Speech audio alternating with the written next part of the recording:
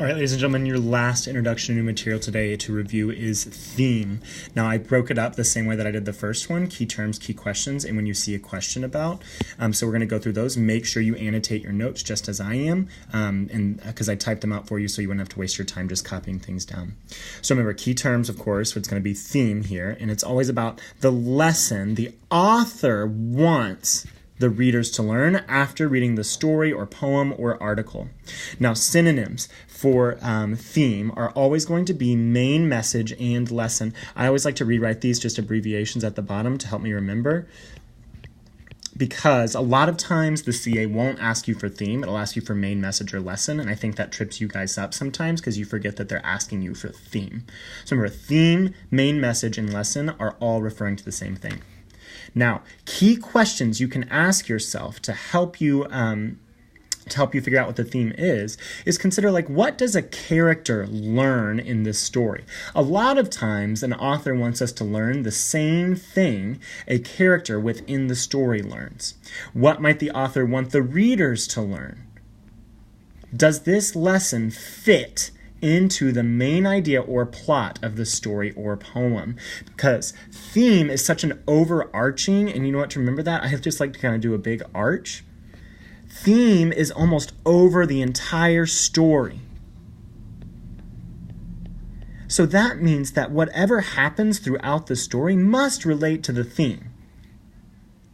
So when you see a question about theme, what you need to do is that first, make sure that the answer you choose for theme is an overarching lesson that the author most likely wants the readers to learn.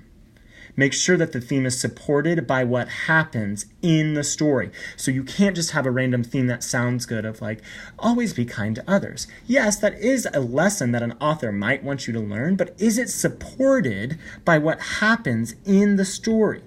Because if the author wants us to learn about something, they're going to use the story to show us why that lesson is important. So let's do this together, and I'm going to use number 10 on your paper, so flip there with me to answer this. What is the dominant theme of this story? Okay, now I remember theme is main message, lesson. Children should always listen to their parents, okay? Sounds like a good lesson that maybe like some other story might have told. Let's see if it's supported by this one. A true hero perseveres to reach a goal. Okay, true hero perseveres means like pushes through.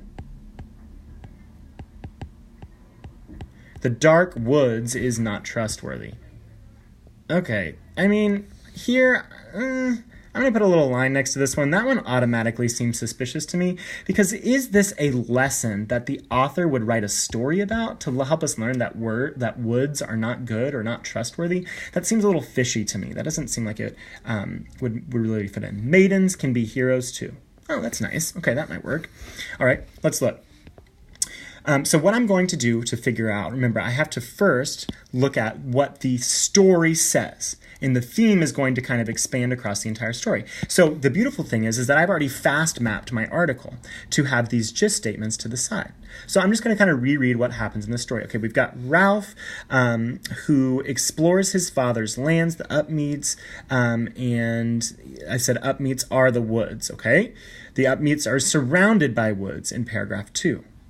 Okay, the father in paragraph 3 lets the sons go, but it sounds really dangerous. Okay, something terrible might happen. Okay, then paragraph 4, Ralph splits from the group because he wants to find this well that's going to bring him eternal life. Okay, let's move on to the next page.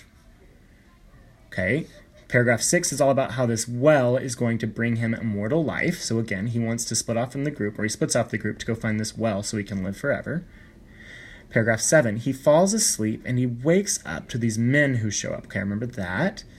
Then in paragraph 8, he sees this beautiful maiden who were captured by these men. And he kind of stares at her for a while. Creepy. Just kidding. So then Ralph in paragraph 9, he kind of sizes up he kind of sticks up, for the maiden. You can't really see that, but it says sticks up for the maiden. That's when he's kind of like, hey, leave her alone. You should let her go. You should be nice to her, that kind of thing. Paragraph 10, he begins arguing/fighting.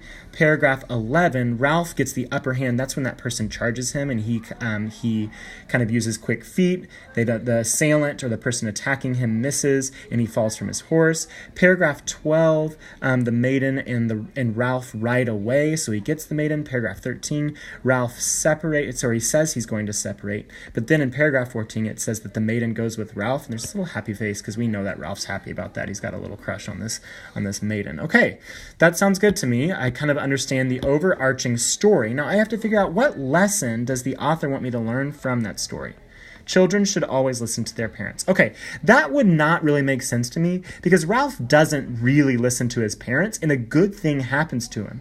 He doesn't listen to his dad, he leaves, he doesn't stick with his brothers, and he still meets this beautiful woman and gets to ride off with her, and maybe, maybe they're going to be together later, who knows. So that sounds like a good thing to me, and that a good thing happened because he did not listen to his parents. So that doesn't seem like it's supported by what happens in the story. B, a true hero perseveres to reach his goal. Okay, that makes sense to me because perseveres means pushes through. And Ralph pushes through one. His father first says no, he can't go and have an adventure, so he pushes through that. 2, he pushes away from his brothers, even though it might be unsafe. 3, he fights those men to save the maiden. 4, he takes the maiden with him, to go find the well, which is what his goal was. So that's supported by the story. That makes sense to me. The dark woods are not trustworthy. Okay, that one was already fishy to me, and just after reading the story, I know that's not true. It's not that something terrible happens in the woods. That might be the theme if something really bad happened to Ralph when he went into the woods and didn't listen to his parents, but that's not what happened. Maidens can be heroes too. I mean, yes, I agree, obviously, girls who run the world, but obviously the maiden in the story was not a hero. She just kind of got captured by a bunch of men, and then she gets saved by another man, and then rides off with him on a horse to go find this well that's going to give them eternal life. She's not a hero in my eyes. She doesn't do anything that reminds me of something that people would be like, oh, what a hero. She doesn't fight anyone. She just kind of goes wherever the person who has her takes her. So it doesn't sound like a hero to me. So the best answer here is going to be B. And I think that makes sense because, remember, the theme is supported by what happens in the story. Now, you guys are going to work on questions 11, 12, 13, and once you're finished with those, you'll tell me how many you got correct. You'll reflect on your learning when you plug them into Google Forms. Be thinking about what lesson is supported by the overarching story, what quotes help support that theme. Alrighty, you guys can go ahead and start working. Remember, if there are any words you don't know in this selection, make sure you look them up. Best of luck to you.